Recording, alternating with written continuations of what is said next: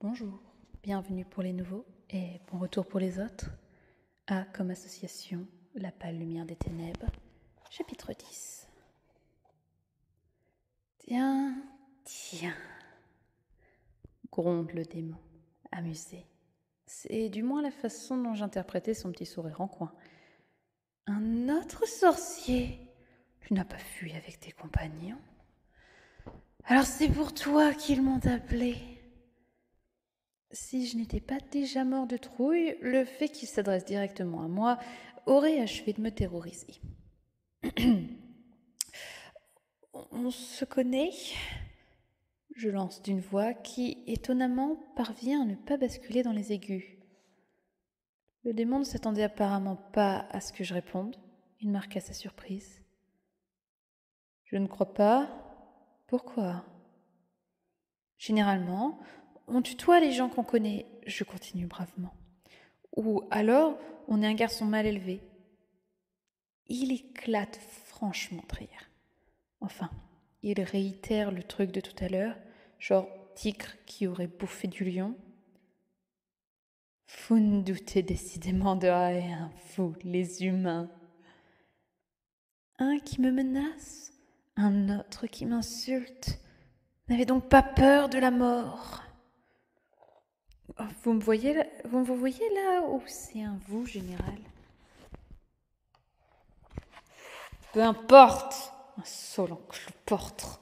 En ce qui te concerne, vous rime avec faux. Il ne sourit plus du tout. J'espère, ton heure est venue, et le moins qu'on puisse dire, c'est qu'elle n'a pas tardé. Ce qui me désole le plus, arrêter ma carrière de joueur de cornemuse aux portes de la gloire, en l'occurrence celle du ring, savoir que ma mère mettra des cendres dans une affreuse urne tibéto-provençale, enfin ne pas avoir eu l'occasion de dire à Ombre que je la trouve canon. J'hésite à me recroqueviller par terre.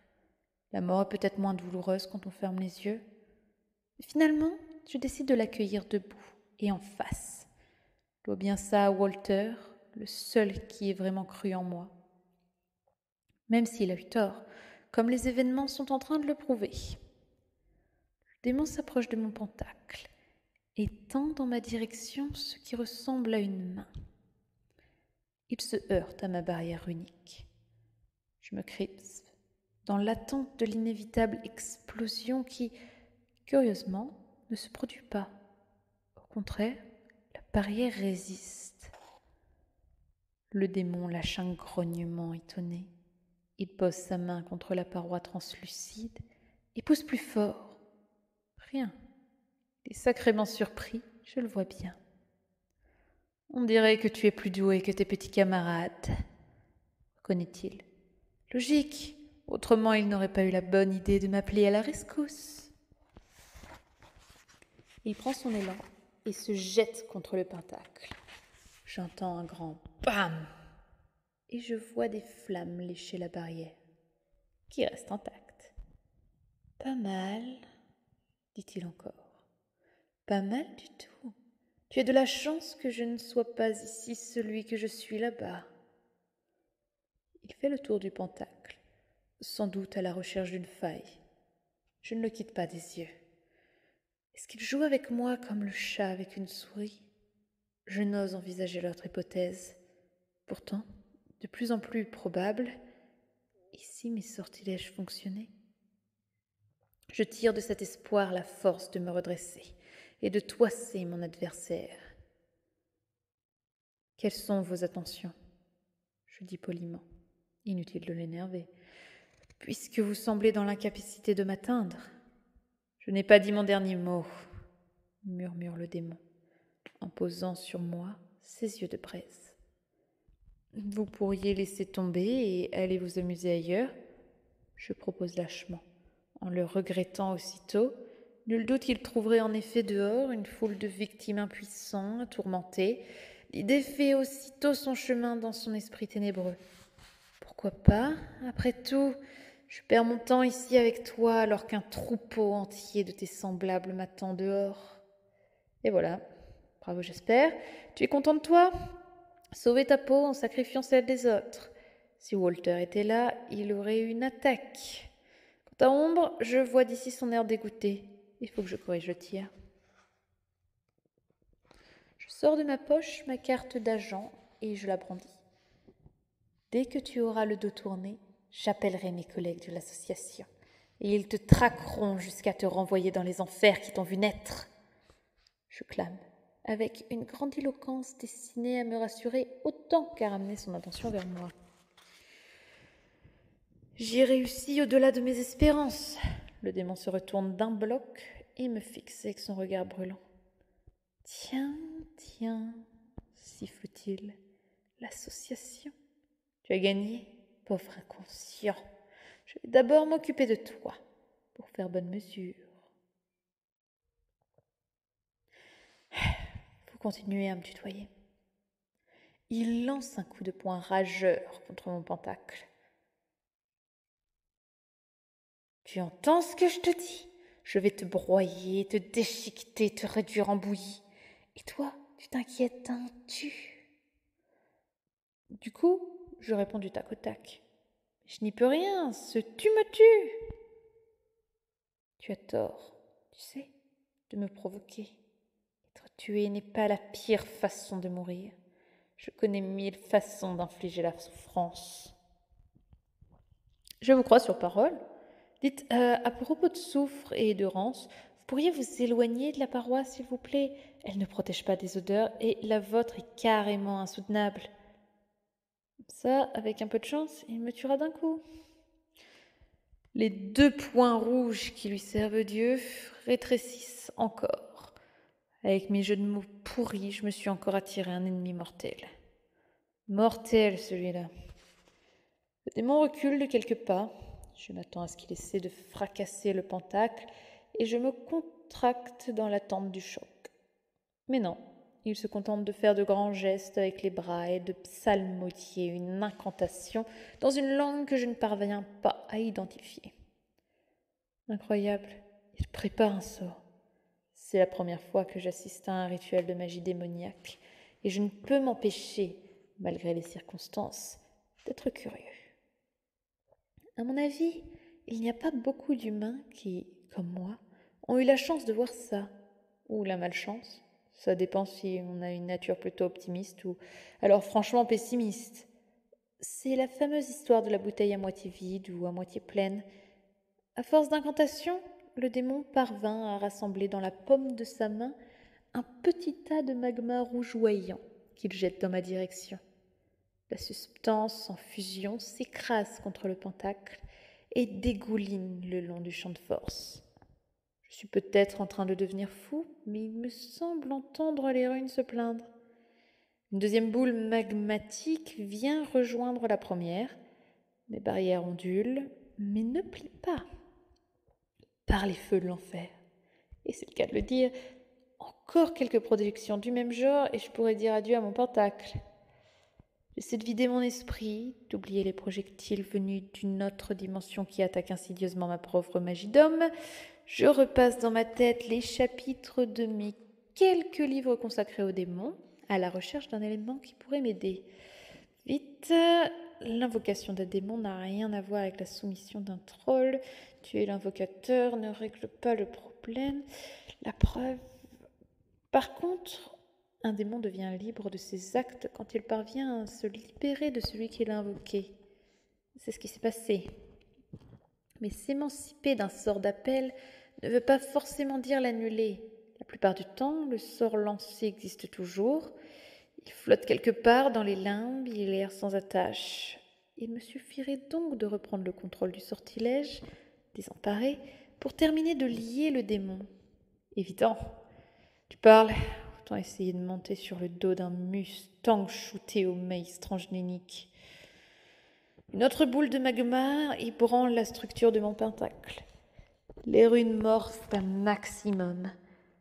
Sans le pouvoir apaisant et réconfortant des plantes, mes bouts d'escorce auraient déjà cramé. Que faire? Dans l'éventualité saugrenue où je choisirais d'agir, il faudrait 1. Que je sorte de mon pentacle, 2. Que j'atteigne le pentacle des apprentis sorciers, 3 que je raccommode le sort brisé, 4 que je lance sur le démon. Tout ça en échappant aux boules de feu et aux mains de l'étrangleur surgi des enfers. Autant mettre tous ces pions sur la case chance insolente d'une roulette russe en folie. Quelle idée délicieusement stupide. Malheureusement, les circonstances risquent encore de décider pour moi. Mon pentacle ne résistera pas très longtemps aux assauts d'un démon de plus en plus furieux. J'espère tu as déjà grappillé du sursis face à l'inéluctable. Tu aurais dû y passer depuis un bon quart d'heure. Après tout, ce n'est qu'un mauvais moment à passer. Action! T'en as pas marre de jouer aux boules de neige? Je lance avec une effronterie qui n'a d'égal qu'une salutaire inconscience. Le démon marque une pause dans ses tours de passe-passe. Tiens, tu me tutoies maintenant? Nos rapports ont changé, je dis. Tu n'as pas remarqué? Ils sont devenus plus chaleureux. Très amusant, répond le démon en retrouvant le sourire. Tu me manqueras. Pas toi, je rétorque. Des cauchemars dans ton genre, j'en fais tous les soirs. Allez, œil de braise, finissons-en. Et il rira bien qui rira le dernier. Le démon retrouve son air bougon et son humeur taquine. Une boule épaisse et visqueuse fuse aussitôt dans ma direction. Mais cette fois, à peine touche-t-elle la barrière runique que je plonge hors du pentacle et profite de l'écran de flamme pour me mettre à courir en direction des vestiges du rite d'appel. Derrière moi, dépourvues de raison d'être, les barrières runiques s'évanouissent en poussant un soupir de soulagement. Je suis tout proche de l'autre pentacle quand le démon se précipite à mes trousses. Je ne peux m'empêcher de me retourner. Orphée s'est fait avoir de la même manière, lui aussi, trop près des enfers. Fabio aussi, en sentant l'odeur des gousses d'ail. Monumentale erreur.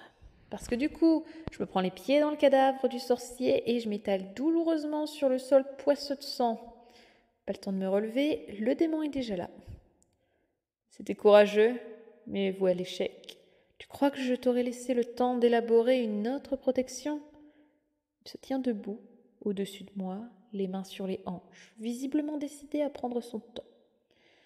Et là, je me surprends moi-même. J'aurais dû être paralysée par la peur, ou bien me mettre à plat ventre et le supplier d'épargner ma vie. Eh bien non, je reste d'un calme à toute épreuve. Pleinement concentrée, les rouages de mon cerveau tournant à fond, comme si un démon n'était pas sur le point de me torturer abominablement. Surgissant de ma mémoire comme un bouchon de liège hors de l'eau, un précepte, lu il y a longtemps dans le livre des ombres d'un sorcier dont je n'ai jamais su le nom, vient flotter à la surface de ma conscience. La nécessité seule ne suffit pas à libérer un pouvoir. Indispensable se révèle le savoir. Mais parfois, la nécessité finit par faire surgir le savoir. Comme nécessité, on ne peut pas faire plus nécessaire qu'en ce moment. Quant au savoir, je sais par quelle formule le sorcier dont le corps me sert de matelas comptait lier le démon, et je sais aussi ce qui a été brisé peut être raccommodé. Pour ça, je ne dispose hélas ni d'un pentacle, ni du matériel ayant servi de près ou de loin au sortilège. Par contre, j'ai sous la main, on ne peut pas mieux dire, tout ce dont j'ai besoin. Ça finit donc comme ça, se moque le démon. Je suis déçue, je m'attendais à une dernière boutade. Tant pis. Il tend les bras vers moi, je me redresse brusquement et je fais quelque chose à laquelle il ne s'attendait absolument pas. Je vais à sa rencontre et je lui saisis les poignets, avec mes mains pleines de sang. Le sang de l'homme qui a lui-même assassiné tout à l'heure. L'homme qui l'a personnellement attiré dans notre dimension. En même temps que je m'efforce de ne pas frissonner au contact de la créature démoniaque, je prononce une formule arrangée à ma sauce.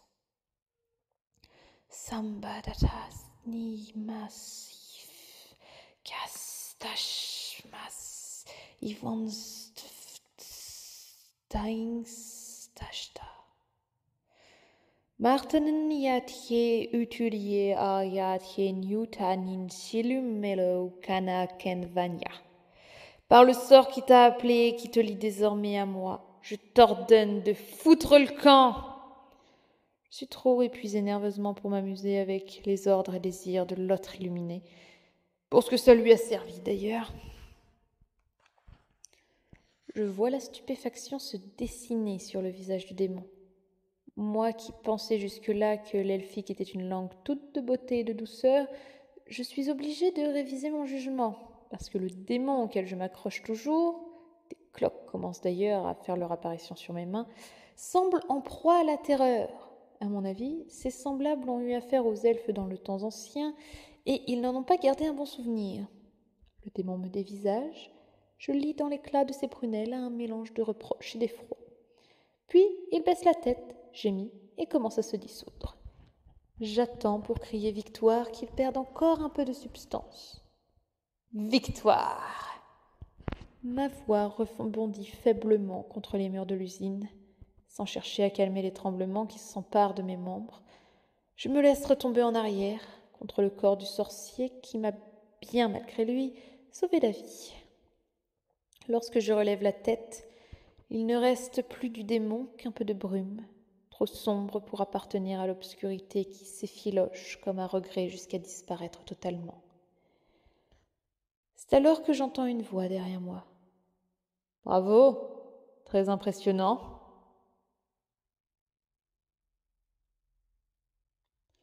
Fin du chapitre 10. À plus pour le chapitre 11.